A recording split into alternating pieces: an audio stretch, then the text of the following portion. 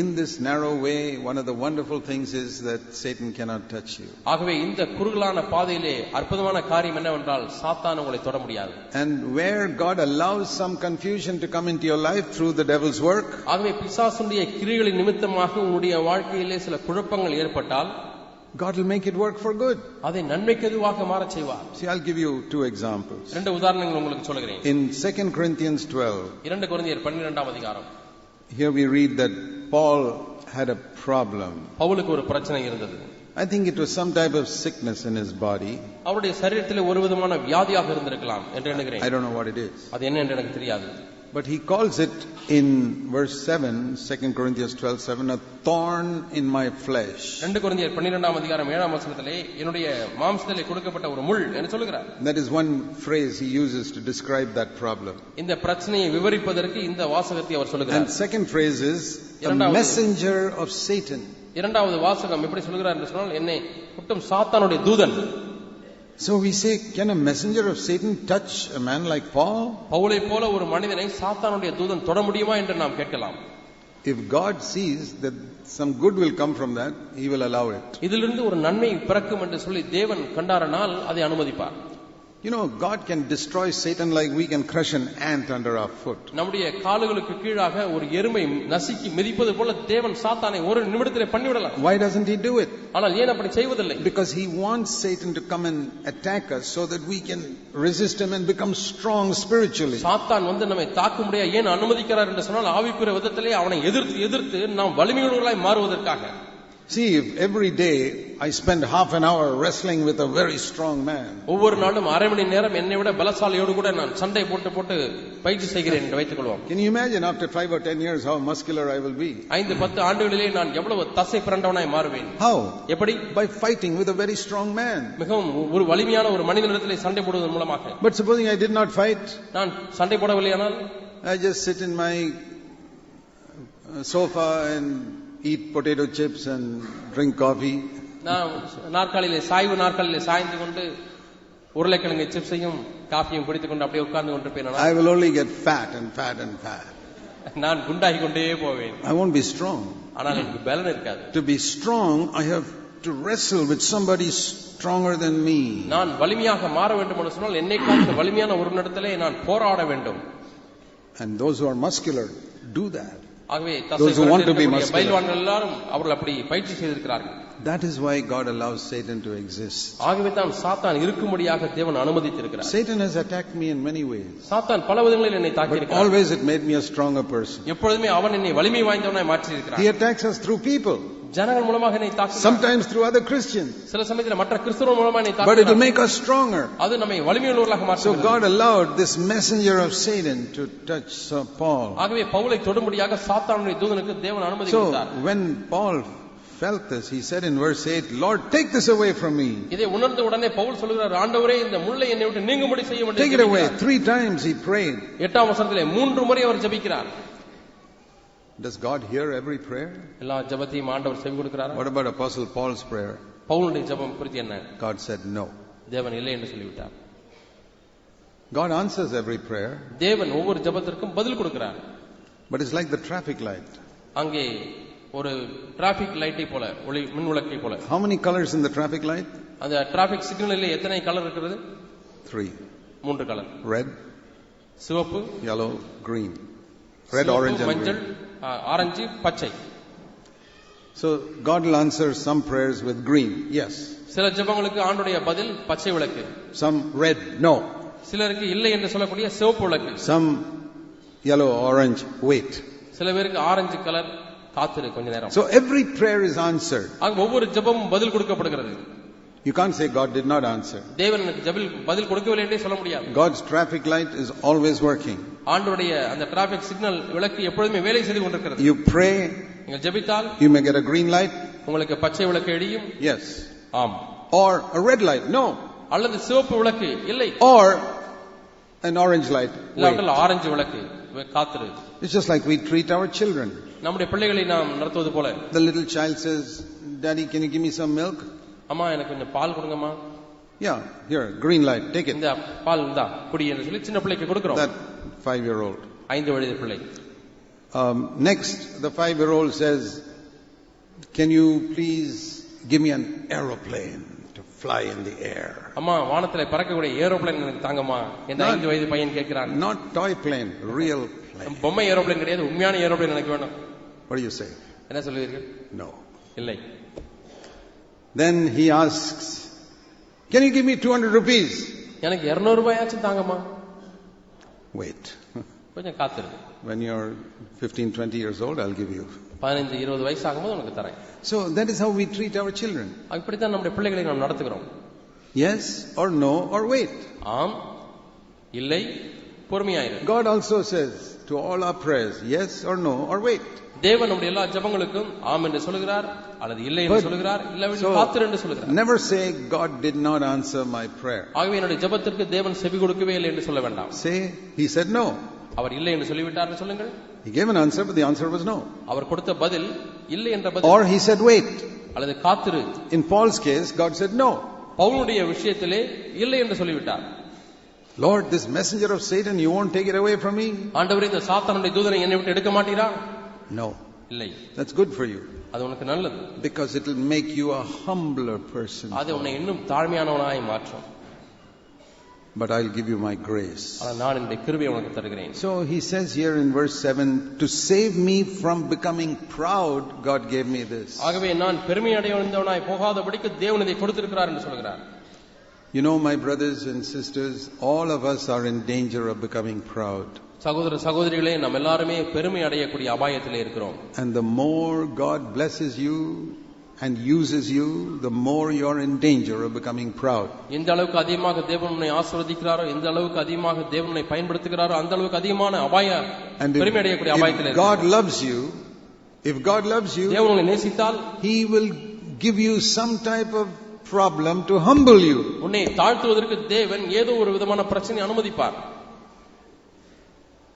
If he does not give you some problem to humble you, உன்னை தாழ்மைப்படுத்துவதற்கு அவர் ஏதாவது ஒரு பிரச்சனையை கொடுக்கவில்லை என்றால், it probably means that God has given up on you because he sees you're so proud he cannot humble you. அவரே உன்னை தாழ்த்தக்கூடாத அளவுக்கு நீ பெருமை அடைந்து விட்டாய் என்பதை பார்ப்பதனாலே உன்னை விட்டு விட்டார் என்று தான் சொல்ல முடியும். I have seen some people like that. இது போன்ற சில மக்களை பார்த்திருக்கிறேன். I've seen some elder brothers who became so proud that God blessed them, God forsook them.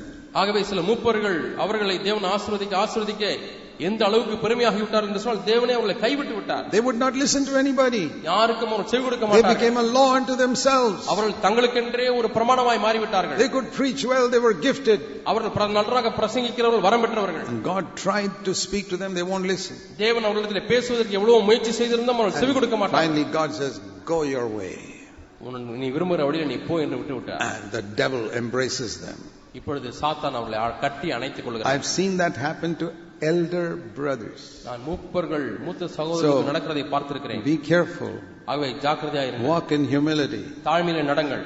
God loved Paul so much, he humbled him by giving him a trial in his life. பவுலுடைய வாழ்க்கையிலே அவன் உபத்திரவத்தை கொடுக்கக்கூடிய அளவுக்கு தேவன் அவனை நேசித்தார். He gave him grace to overcome that. ஆனால் அதை மேற்கொள்வதற்கு தேவன் கிருபையை கொடுத்தார். So even if God allows Satan to trouble us in some way, he will give us grace to overcome it. ஏதோ ஒரு விதத்திலே சாத்தான் நம்மை தொந்தரவு செய்வதற்கு தேவன் அனுமதி கொடுத்தாலும் அதை மேற்கொள்வதற்கு தேவன் கிருபையை கொடுக்கிறார். He says, my grace is enough for you. என் கிருபை உனக்கு போதும் என்று சொல்கிறார்.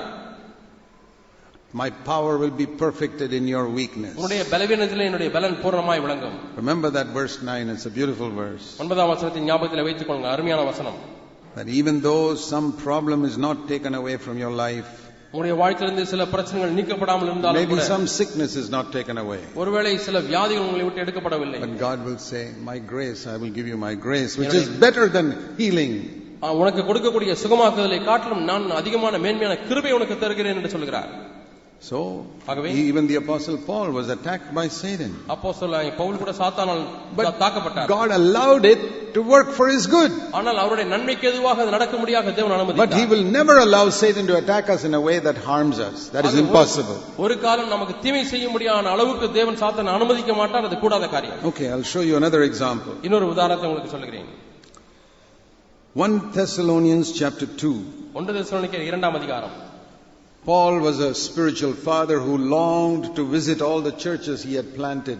பவுல் தான் ஸ்தாபித்த சபைகளை எல்லாம் எப்படியாவது போய் பார்த்து சந்திக்க வேண்டும் என்று விரும்பக்கூடிய நல்ல ஒரு ஆவிக்குரிய தகப்பனாய் இருந்தார். So he says in verse 17 of chapter 2. ஆகவே 2ஆம் அதிகாரம் 17ஆம் வசனத்திலே சொல்கிறார். He says, we were away from you for a short while and we longed with great desire to see your face. கொஞ்ச காலம் சரீரத்தின்படி உங்களை விட்டு பிரிந்திருந்தபடினாலே உங்கள் முகத்தை பார்க்க வேண்டும் என்று மிகுந்த ஆசையோடு அதிகமாய் பிரயத்தனம் பண்ணினோம். I, Paul, tried more than once to come to you. Verse 18. 18ஆம் வசனத்திலே இரண்டொரு தரம் உங்களிடத்திலே வரும்படிக்கு நான் பவுலை நானே வரும்படிக்கு ஆவலாய் இருந்தேன், மனதாய் இருந்தேன்.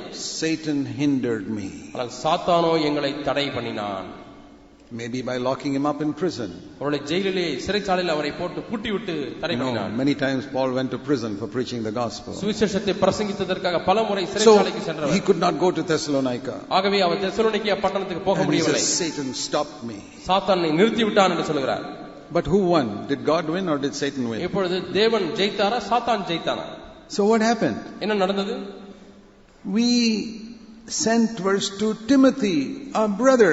He could come and strengthen and encourage you. எங்களுடைய உடன்வழியாகிய தீமோத்தேயுவை உங்களிடத்திலே அனுப்பினோம். அவர் வந்து உங்களை உற்சாகப்படுத்துவார், திடப்படுத்துவார். See, God's plan was, I don't want Paul to always go there. எப்பொழுதுமே பவுலே அந்த இடத்துக்கு போய் கொண்டிருக்க வேண்டும் என்று நான் விரும்பவில்லை. தேவனுடைய திட்டம். How will the younger ones develop? அப்படி இவரே போய் கொண்டிருந்தால் வாலிபர்கள் எப்படி அவர்கள் பயிற்சி பெற முடியும்? I want Timothy also to develop in his ministry. தீமோத்தேயும் தன்னுடைய ஊழியத்திலே அவன் வளர வேண்டும். So how to stop Paul from going to Thessalonica? ஆகவே தெசலோனிக்கேவுக்கு போவதிலிருந்து பவுல் எப்படி நிறுத்துவது, தடை செய்வது? Okay, Satan, you can put Paul in jail. Okay, சாத்தானே நீ பவுலை சிறைச்சாலையில் போட்டு விடலாம். So, Satan, Paul is in jail. Pavul சிறைச்சாலையில் இருக்கிறார். Praise the Lord. கர்த்தருக்கு ஸ்தோத்திரம். Now Timothy can go. இப்பொழுது தீமோத்தேயு அங்கே And போக முடியும். Timothy can grow up to be an apostle. தீமோத்தேயு இப்பொழுது வளர்ந்து ஒரு அப்போஸ்தலனாய் மாற முடிகிறது. And Paul was delighted. Pavul அதை குறித்து மகிழ்ச்சி அடைந்தார். That's wonderful, Lord. That was your plan that I should not go, but Timothy should go. ஆண்டவரே, நான் போக முடியாதபடிக்கு தீமோத்தேயு அங்கே போய் வளர்ச்சி அடையும்படியாக எவ்வளவு அற்புதமாக இருக்கிறது.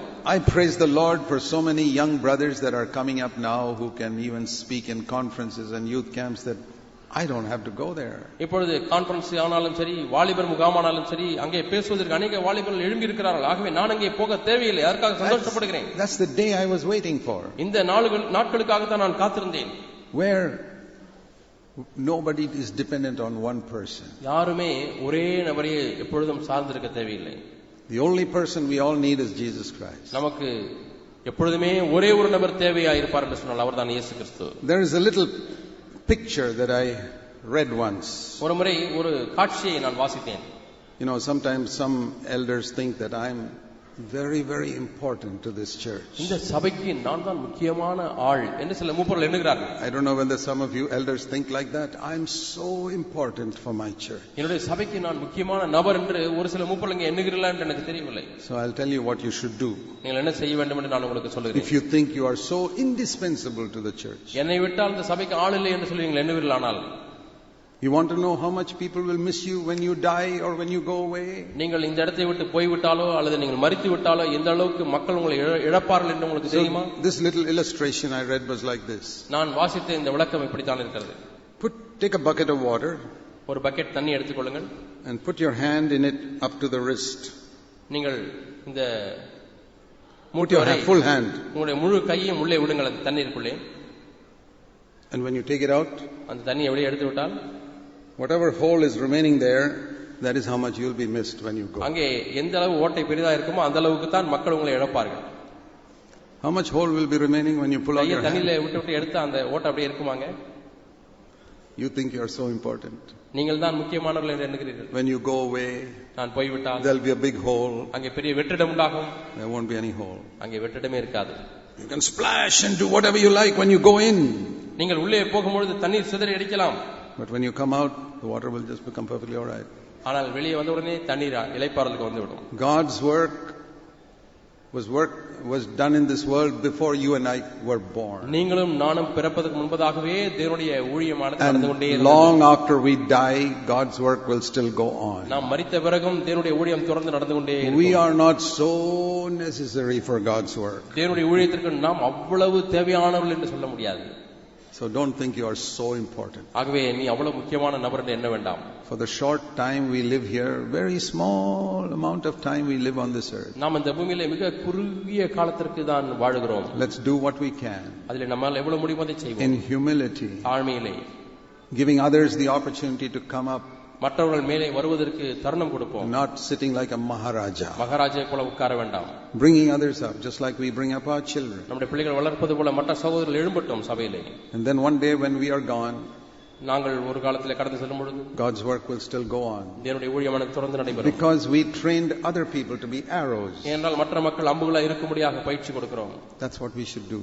இதைத்தான் நாம் செய்ய வேண்டும். And God's work will go on in the CFC churches. CFC சபைகளிலே தேவனுடைய ஊழியம் தொடர்ந்து சென்று கொண்டே இருக்கும். And the devil will have no place there.